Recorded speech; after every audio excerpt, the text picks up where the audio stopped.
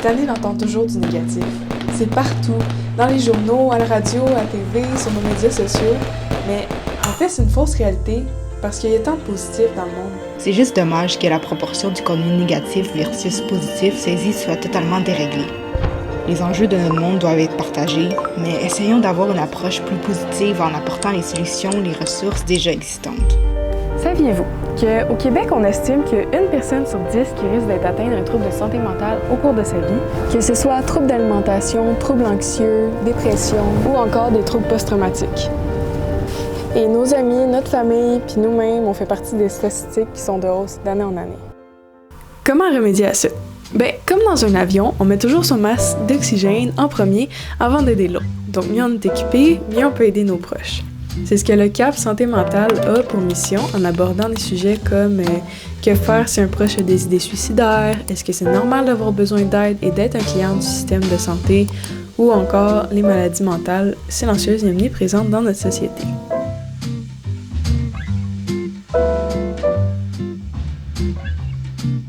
Je voudrais pas avoir à faire des études en psychologie pour avoir des outils pour aider nos amis ou nous aider nous-mêmes. Ça fait penser aussi, j'avais entendu ça à un moment donné, c'était quelqu'un qui faisait de la prévention dans des usines puis des trucs comme ça. Puis quand il arrivait avec son setup pour parler de la santé mentale, tout le monde était comme santé mentale, comme si ça n'existait pas. Ouais. Puis là, lui, il est juste arrivé puis il était comme, vous savez que tout le monde a une santé mentale, c'est pas t'en as ou t'en as pas. Là. T'en maladie, c'est ça. Tu as une santé physique, t'as une santé mentale aussi. Mais je pense qu'il y a encore certains milieux justement que c'est pas tant accueilli puis tu peux paraître malheureusement faible, pas se sentir mal justement de dire tout ça. Parce que par exemple pour moi je vis beaucoup d'anxiété puis juste la semaine passée, il y a une journée, j'ai même pas été capable de rentrer travailler, c'est la première fois que ça m'arrivait. Juste l'idée de sortir de chez moi, puis de voir des gens, je pouvais pas physiquement, Puis ça m'a tout pris à appeler à job, parce que là, je me dis, ils vont penser que je fake, ils vont penser que je cherche de l'attention. Je me suis écoutée cette journée-là, puis je suis pas rentrée travailler, ça m'a tellement fait du bien parce que j'aurais pas été capable de se stopper avant. Ça, c'est aussi quoi être à l'écoute de soi-même, c'est important. Quand je fais que ça va un peu moins bien avant de me rendre à la chute, là, je vais faire ces petits trucs-là. Je vais écrire, ça m'aide pour faire clarifier tout ce qui se passe dans ma tête. Ouais. Je vais prendre des marches, je trouve que ça m'aide. Peut-être agir un peu comme ça. Ouais. C'est vrai, ça, être alerte à nos signes, c'est important. Ouais. On sait comment parler de travail, on sait comment parler d'école, mais quand ça arrive à parler santé mentale, c'est comme... Il y a un blocage. Mais comme tu dis, c'est très important d'en parler, parce que c'est là que tranquillement, on va tenter le terrain, puis faut pas avoir peur des fois de se tromper, puis de dire OK, j'ai peut-être pas le bon mot, mais j'essaye, là. C'est des trucs qu'il faut aborder aussi, parce que dans des relations, ça peut créer des froids. Par exemple, si quelqu'un, justement, a de la difficulté avec sa santé mentale, que ce soit de l'anxiété, de la dépression, tout ça, mettons, quelqu'un qui a pas le moral, elle te donne plus de nouvelles, Toi, tu peux percevoir ça comme quelqu'un qui veut juste plus te voir, Fait que dans les relations, la santé mentale, ça affecte aussi, faut pas être gêné de s'en parler. Fait que je me dis, si toi, t'es à l'écoute de toi-même, sûrement que tu peux aider justement encore mieux tes amis qui sont sûrement, pas dans tous les cas, mais qui peuvent être un peu pareils comme toi. Malheureusement, aujourd'hui, la pauvreté reste un enjeu d'actualité qui touche autant les pays industrialisés que les pays sous-développés. Le seuil de pauvreté est souhaitable pour personne et ça entraîne plusieurs souffrances comme des maladies, être moins instruit, pas pouvoir se réaliser complètement et jusqu'à la mortalité. En fait, avoir le strict minimum pour vivre devrait être accessible à tout le monde. Heureusement, de plus en plus d'organisations se mobilisent pour régler ces problèmes. C'est le cas avec le Book humanitaire situé à Saint-Jérôme, qui se donne la mission de faire un pont entre les gens qui veulent s'impliquer dans leur communauté et ceux qui en ont le plus de besoin. C'est facile de contribuer à tout niveau d'implication, que ce soit en un clic, en présence, long, court, tout est valide. Le Book humanitaire aide majoritairement au Québec, mais fait aussi une partie à l'international avec son programme d'aide humanitaire en Inde chaque année. Sur ces médias, on y partage tous les beaux gestes qui, de un, est super encourageant de voir toute cette positivité et de deux, peuvent aussi nous encourager et nous inspirer à faire une petite part à notre façon. Oui, c'est l'Inde, là. C'est toujours à Calcutta qu'ils vont. Fait qu'on se promène dans la rue, puis les gens nous reconnaissent parce qu'on porte un T-shirt, une casquette du Book humanitaire. Fait que, comme c'est toujours dans la même ville, alors ils nous interpellent en disant « Ah, il y a à l'école, par exemple, il y a les enfants, quelques enfants ont des poux, est-ce que vous pourriez venir faire les shampoings? Il y a un bandage d'un monsieur qui s'est blessé, il faudrait le changer. Il y a beaucoup de soins physiques, là. Il y a des gens qui disent « Ah, t'es folle, tu t'en vas voir de la grande souffrance. » Bien, pour moi, c'est pas ça que je m'en vais voir. Moi, je m'en vais voir l'humain qui a besoin d'aide, puis moi, j'ai la capacité de le faire. J'aime gros l'idée de tu donnes quand que tu peux offrir, mais tu donnes pas si tu peux rien offrir, parce que sinon, ça fait juste puiser dans tes propres ressources. Ouais. Aussi de donner de l'argent, mettons. Mais ça peut être aussi juste aller porter nos vêtements usagés. Les dons alimentaires aussi. Les dons alimentaires. La guignolée. Aider les gens autour de soi qui ont besoin d'être écoutés.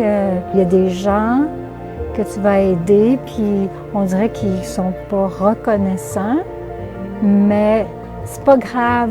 C'est pas grave parce que dans un autre contexte, tu vas aller aider quelqu'un, puis ça va être comme « Wow, merci, merci, merci ». On dirait que tu reçois, tu sais, c'est comme une balance d'énergie.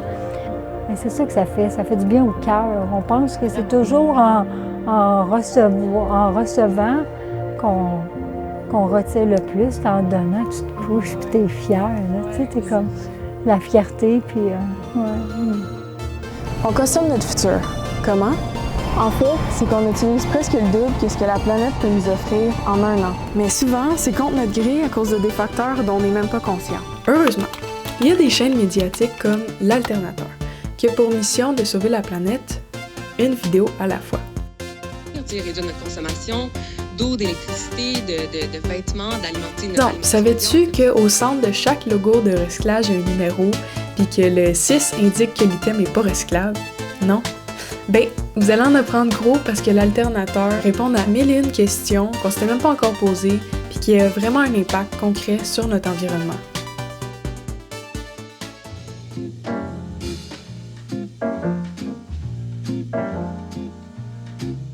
Ça, c'est au niveau mondial, hein, parce que les Canadiens, on est plus autour de 5. En Amérique, c'est 5 à 7 planètes. Si tout le monde avait notre mode de vie, ça serait 5 à 7 planètes.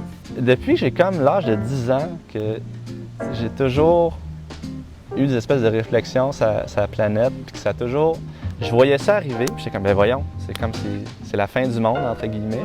C'est ça. Moi, j'ai décidé de faire un switch. Donc, avant ça, j'étais ingénieur en technologie. Là, maintenant, je suis musicien.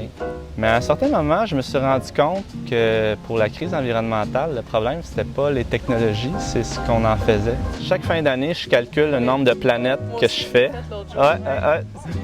Puis ça, c'est vraiment... Pour moi, ça, c'est une des meilleures façons de savoir où est-ce que tu peux couper. Ça prend genre 15 minutes à faire. Tu vas remplir ça. Puis tu vois, OK, mettons, si on parle de compost, recyclage, toutes ces choses-là, ça a un certain impact. Mais quand tu regardes pour les changements climatiques, l'émission de gaz à effet de serre, ben c'est ton deuxième véhicule, c'est ton voyage dans le sud. Je suis super consciente de ça, j'essaie de faire attention. Je consommais 3,4 planètes. Ah, ben c'est ça. C'est fou, puis on s'en rend pas compte. C'est ça, on s'en rend pas compte. J'étais comme, OK. Mais après ça, tu vois d'où ça vient, tu vois qu'est-ce que ça fait changer. Ça, j'étais comme, mais c'est là en fait, c'est le déplacement. J'ai comme, tu sais, les allers-retours Montréal, région. Et après ça, c'est de savoir c'est quoi les solutions pour ça. Ben, transport en commun, après ça, faire du covoiturage. Ouais. C'est vraiment, au final, c'est te déplacer moins, consommer moins, manger moins de viande. C'est ça les gros aspects. Le système actuel, il a besoin d'une croissance pour fonctionner, le système capitaliste. Puis, c'est comme, il n'y a pas de solution en termes de si tu as une croissance exponentielle puis tu dépasses les ressources finies de la planète, éventuellement, ça ne peut pas continuer à long terme. Donc, en parallèle à réduire notre impact, tous les projets de vie en communauté, de plutôt que de s'isoler juste dans des bulles familiales, mais d'avoir des plus petites communautés, un peu comme des villages, où est-ce que se ressourcer auprès des gens puis avoir un peu une appartenance, un groupe social. Parler un petit peu de l'espoir face à la crise climatique, je pense que le meilleur espoir, c'est d'accepter ce qui s'en vient, mais d'accepter qu'on peut prendre plein d'actions pour minimiser l'ampleur du crash éventuel. Donc, c'est vraiment de changer notre perception des choses. D'aller dans l'acceptation, de voir ça comme des défis, puis aussi d'apprendre à réaliser tout ce qu'on a.